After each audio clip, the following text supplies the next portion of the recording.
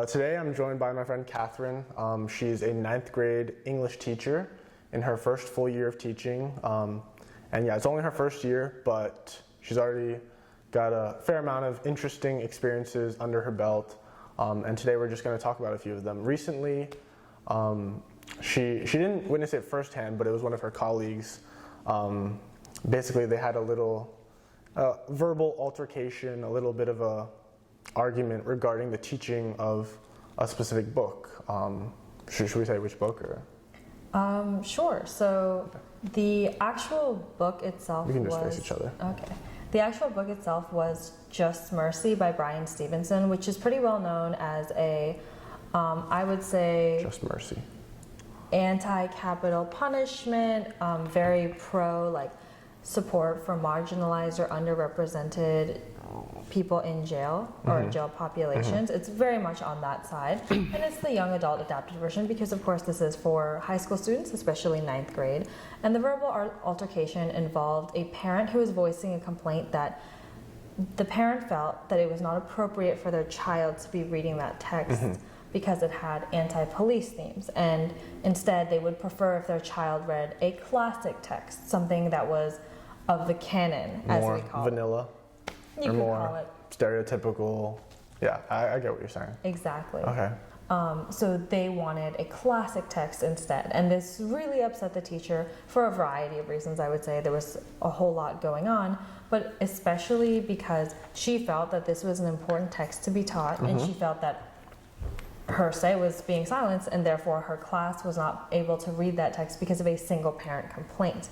So she felt it was really restricted, unnecessarily so. I see.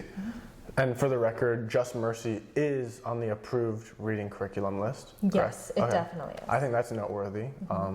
It means that it was put under the magnifying glass and deemed acceptable. You personally, are you familiar with Just Mercy or not really? Have you read it? So I'm actually teaching it right now. So I'm actually teaching that same text. Okay, cool. That was banned for one class, but not for any of the others, which is quite interesting. So I've read it, and I personally haven't read the non-young adult version. I've just read the young adult adapted version, and we're only even reading excerpts, not the entire text. So do you think it's fit?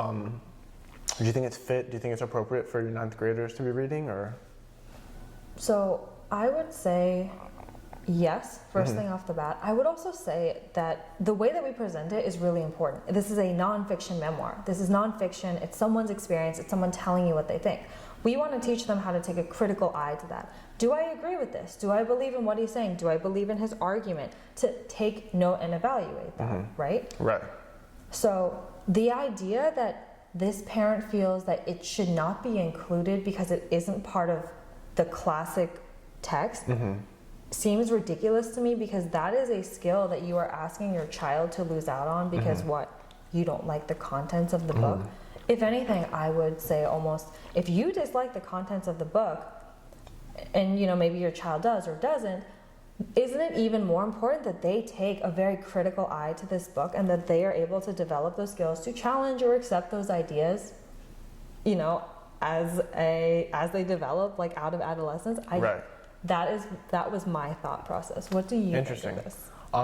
Yeah, I mean, I'd agree. Or it's common among this generation. I think it's ours or younger. I still consider myself young, but I guess even younger.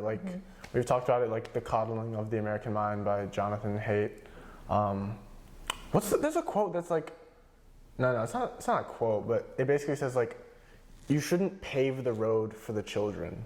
You need to let the children walk the road, stumble a bit, maybe hurt themselves. Obviously, you don't want to hurt people, but that's what being a human is.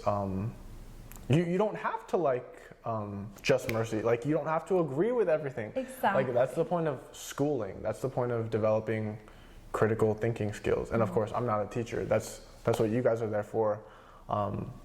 My opinion on the parent voicing their dissatisfaction, and eventually, you said they filed a complaint about it? They filed a complaint, and they actually ended up meeting with administrators about it to have it removed from that class. I see.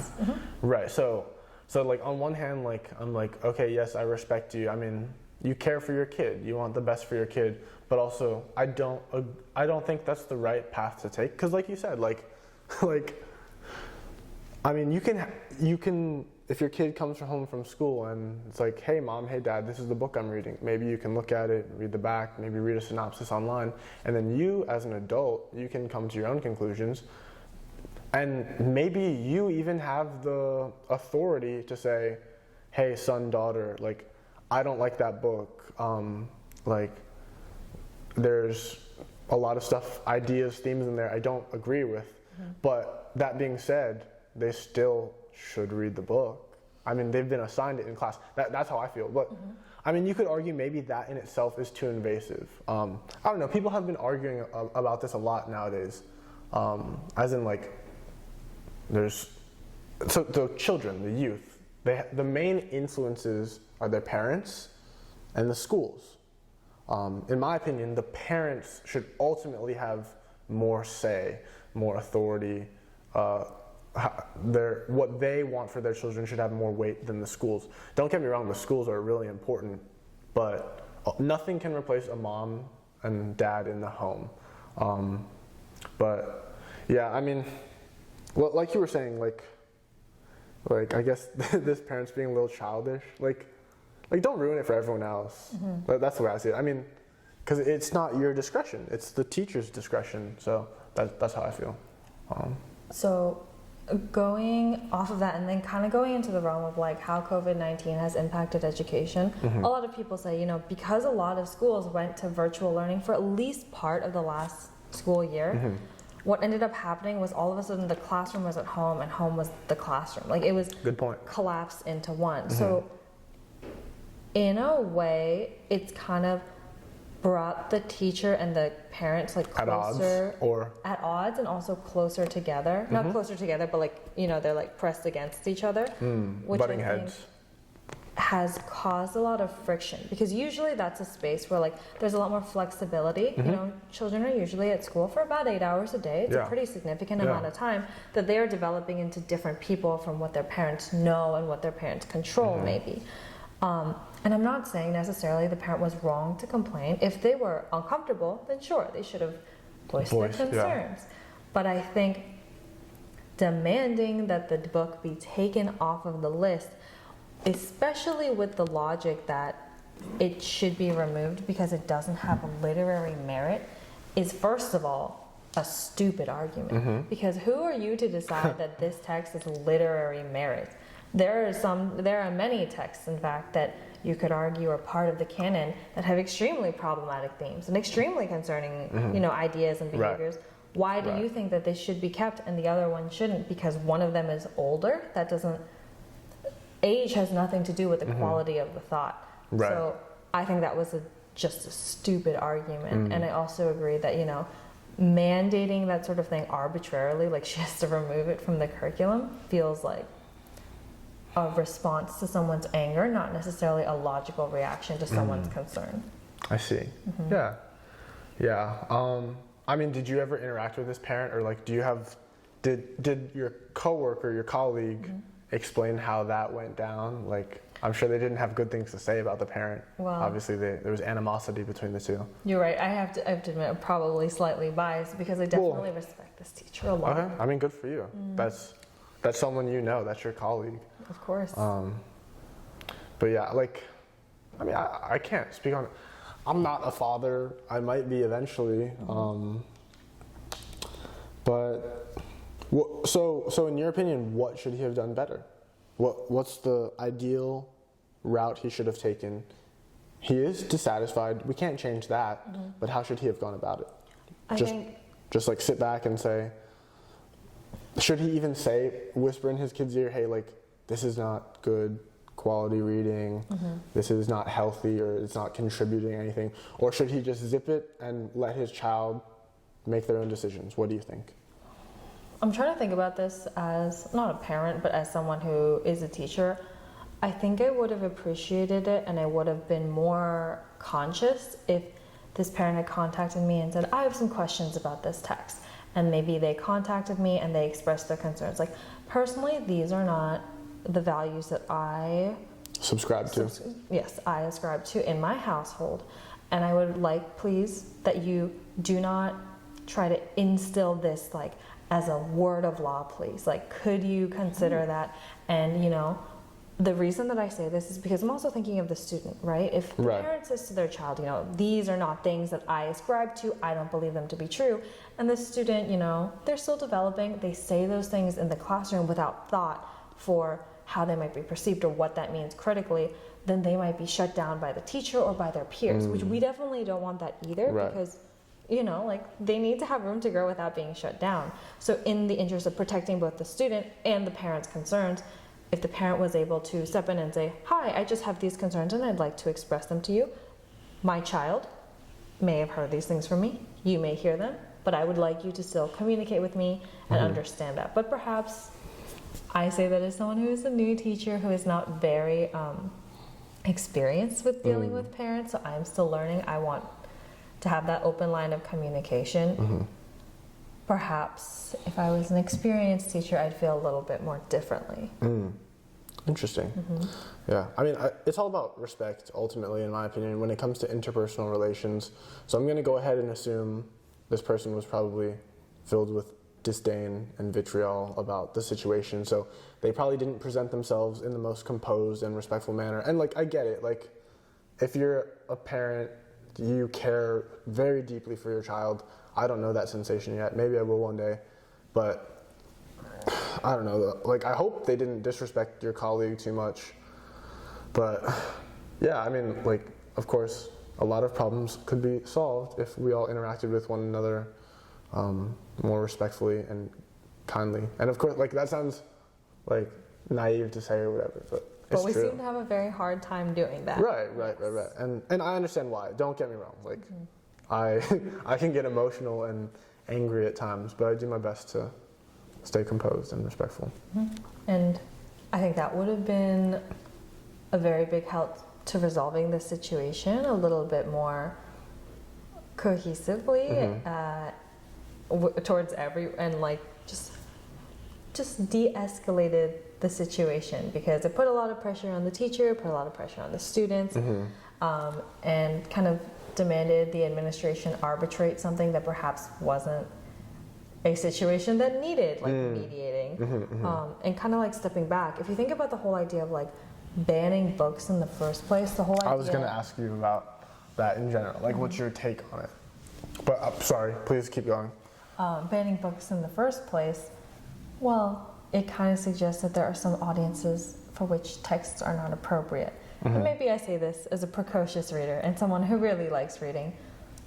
I don't think that I was necessarily told you can't read that or you shouldn't read that, but there were warnings like, oh, this might be for slightly above your age range, just keep that in mind. So there were fair warnings in the sense that like, this is something to keep in mind, but I was never told what I could and couldn't read or have access to. And I think that was really important to understanding my limits and then understanding other people's limits. So Interesting. Having someone else mandate that to me feels a little bit like it's robbing you of the authority, like, to govern yourself or like make your own mistakes and learning points. And perhaps you would argue, and we could argue this about like media, TV media, right? Some people would say like there are certain shows that are not appropriate for adolescents. Well, perhaps, but wouldn't you say that's up to the parents' discretion, or is it? I don't think you can say it's the child's discretion, because like, you're right. I mean, like, kids kids are kids, you know. That's true, but we have access to a lot more things than we used to. Right. Well, I don't know, like, when I think of that which should be censored, I think of maybe sexual themes, violence, and that might be it. Maybe some vulgar language, if your kids don't like that. But that's about it when it comes to censorship. And like, the reason it's being censored isn't because, oh, we can't have these ideas presented and we need to silence people. The reason it's censored is like, I mean, I'm not a psychologist. I don't know, like, if a kid watches sex or whatever, prematurely. Like, does it ruin them? I don't know. Maybe it does, maybe it doesn't. Like, why is it taboo in our society? I'm sure there's a reason, but I can't think of it like off the top of my head. But what do you have to say? I do sort of agree that does tend to be sort of a family designation, I think, what they're comfortable with. But at a certain point, you know, you can't regulate what your child watches after a certain age. I would say, you know, for kids nowadays, they hit 15, 16, they're going to watch whatever they want regardless. So not that I'm saying that this is the best option, but maybe you should consider, you know, these are the options that are available. This is what I personally am comfortable with you watching at this point in time. Now, this is the limit that I have set for you. But of course, if you want to disagree with me, like, that is something we can discuss later. But that's the kind of, maybe that's like idealistic for how you raise your child. I mean, I think freedom is really important. Freedom of choice, anyway. Right, and me, like, I'm not the most intelligent person in the world, and lately I've taken reading up a hell of a lot more than I used to, just because I see more value in it. And don't get me wrong, like, there's books out there that are full of nonsense, full of misinformation. Maybe it's intentional misinformation, maybe it's just people being silly or, like, ignorant, or they just don't know that they're wrong. But that doesn't mean it should be banished. No, and you know, this goes back to this whole idea of like young adult fiction, right? I think we got this a lot when we were kids. I'm not sure if you ever got this, but people saying like, oh, YA is like silly, it's full of like fantasies, it's for kids, it doesn't have anything important to contribute. To which I would argue, listen, 80% of the media that we consume is purely for entertainment. Just because it's for children, it does not mean that it is worthless to you. That's a damn good point. It is for entertainment. So perhaps you don't like it, but that doesn't mean someone can't get something from it that's useful, and therefore you shouldn't have that. Yeah. Good point. But I feel very strongly about that as someone who is defensive of YA lit and also romance a lot. Fair enough. I can't relate in that front, but I mean, I respect it nonetheless. I mean, I think you covered it pretty clearly. Like, thanks for sharing your personal anecdote. I'm glad you feel passionately about it, and it sounds to me like you're doing a pretty good job in your first year. Of course, maybe I'm a little biased, but yeah, just good for you. Thanks for sharing. And I think your philosophy, your outlook, I agree with it, but of course, I'm your friend, so. And not everyone's gonna agree, and that's kind of the point of the anecdote. Like, we have to learn to coexist with those who disagree with us, who maybe are preaching different things, who are advising different things.